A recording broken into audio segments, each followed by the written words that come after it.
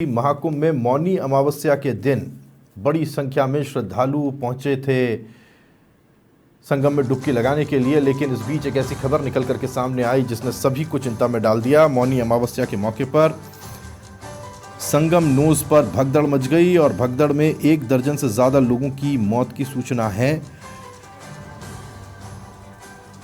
साथ ही घायलों को अस्पताल ले जाया गया है। स्थिति अब नियंत्रण में है, जिसके बाद अखाड़ों का अमृत स्नान अब शुरू हो गया है।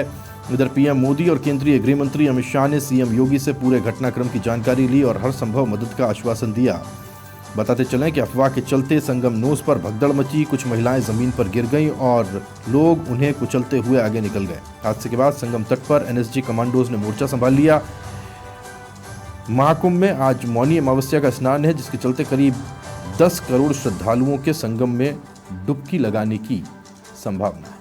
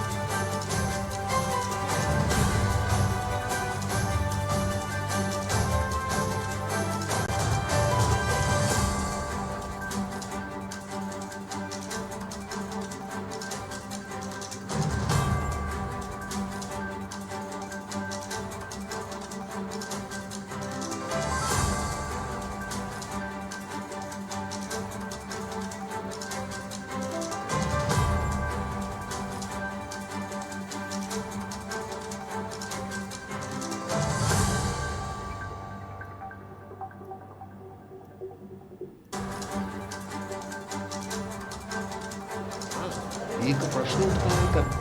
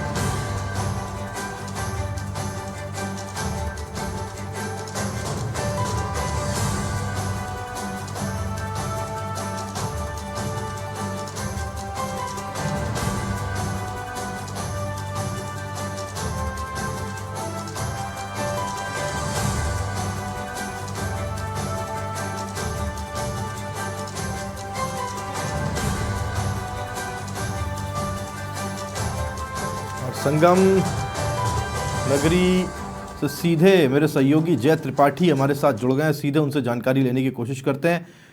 जय, आज कुछ ऐसा हुआ जो नहीं होना चाहिए था, जिसे लेकर के पूरे देश में चिंता है, लेकिन बड़ी बात यह है कि the show must go on और अब उस विपत्ति से पार पाते हुए जो अखाड़े हैं उनका अमृत स्नान शुरू हो गया है।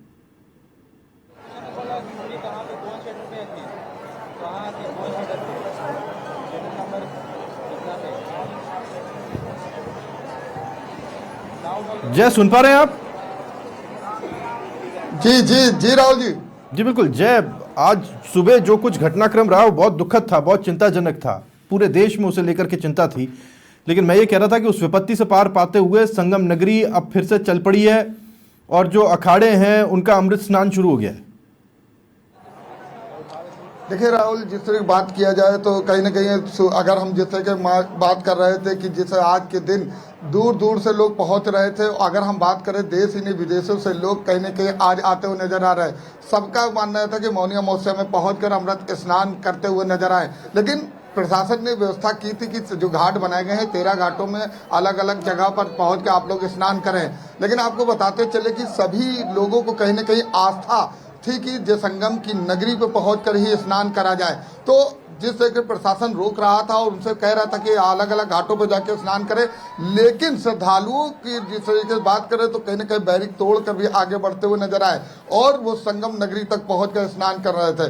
जिस तरीके से आपने देखा सुबह इस तरीके का एक हादसा हुआ, लेकिन अगर हम बात करें तो राहुल जिस तरीके से हादसा हुआ, लेकिन इससे पहले अगर हम बात करें तो सरकार पूरी चीज़ों पर पहले ही एक बार ये ट्रायल कर चुका था। चाहे हम अग्निशमन को लेकर बात करें, चाहे पानी में डूबने वाले लोगों को बचाने के लिए या भीड़ भाड़ में कैसे लोगों को बचाया जाए, इसका कहीं ना कहीं पहले ही ट्रायल हो चुका था। उसका ये फायदा रहा कि जैसे ही इस तरीके का हादसा घटित हुआ कुछ ही देर में जागरूकता दिखाई पड़ी, प्रशासन वहां पहुंच गया, पूरी टीम पहुंच गई, एनडीआरएफ की टीम पहुंची और कहीं ना कहीं बचाव कार्य करती हुई नजर आई।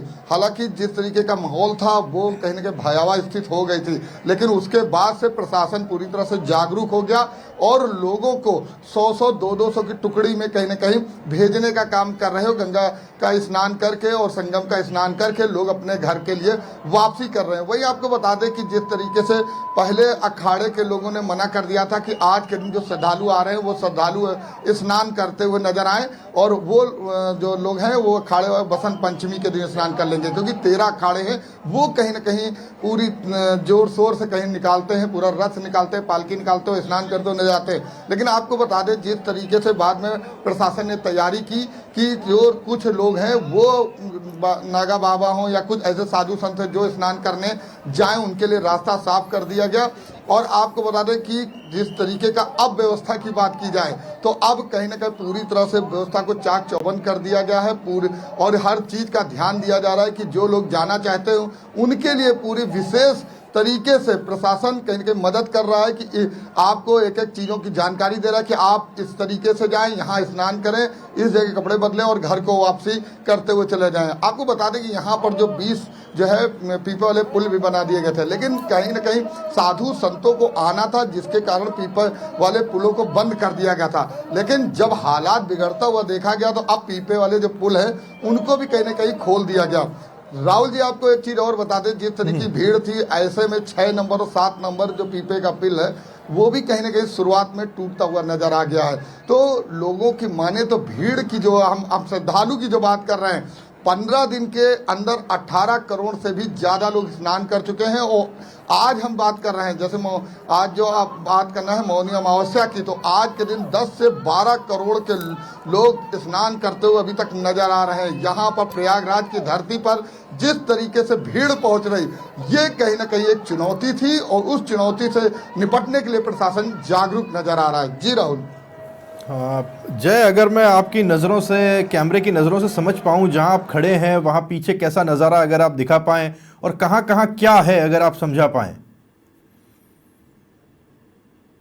अपने कैमरामैन से कहूंगा आगे बढ़े और वीडियो जर्नलिस्ट आप दिखाएंगे। देखिए सामने आप देख सकते हैं जो सामने का नज़ारा वो पीपे वाला पुल है जिसको प्रारंभ कर दिया गया है। लोग आवागमन जो इस पार से उस झूसी की तरफ जाना चाहते हैं, मतलब उस तरफ भी घाट है, अगर आप जाना चाहते हैं तो उसके लिए देख लिए चालू कर दिया। नीचे का नज़ारा आप देखें, किनारे लोग भीड़ आपको अभी भी दिख रही होगी, लोग स्नान कर रहे हैं, स्नान करके वापसी करने के लिए तैयारी करते हुए नजर रहे। अब जब प्रशासन ने धीरे धीरे लोगों को कम 100-100 50 की टुकड़ी में भेजना प्रारंभ किया है, तब यह हालात है कि अब इस तरीके की आपको भीड़ दिखाई पड़ रही। साथ ही आपको राहुल दिखाना चाहेंगे उस घाट के उस तरफ का आप नजारा देखिए, पूरा घाट वहां पर भरा हुआ।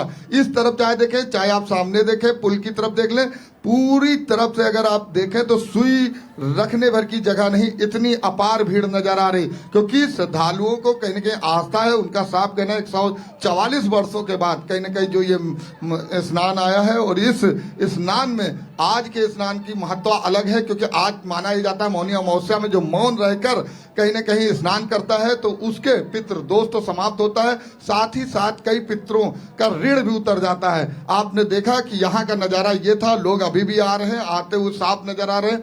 और हम संगम के घाट की आपको तस्वीरें दिखाई, किस तरीके से पुल है, कहाँ पर लोग आ रहे हैं, किस तरीके से जा रहे हैं। हालांकि जिस तरीके का मामला था, आपको बता दें कि रेलवे प्रशासन ने भी नहीं जागरूकता की, और जहां पर जो यात्री आ चुके उसके अलावा वो ट्रेनें थी जो आने वाली प्रयागराज के लिए, उसको भी रोक दी गई है, बसों के संचालन में कमी ला दी गई है।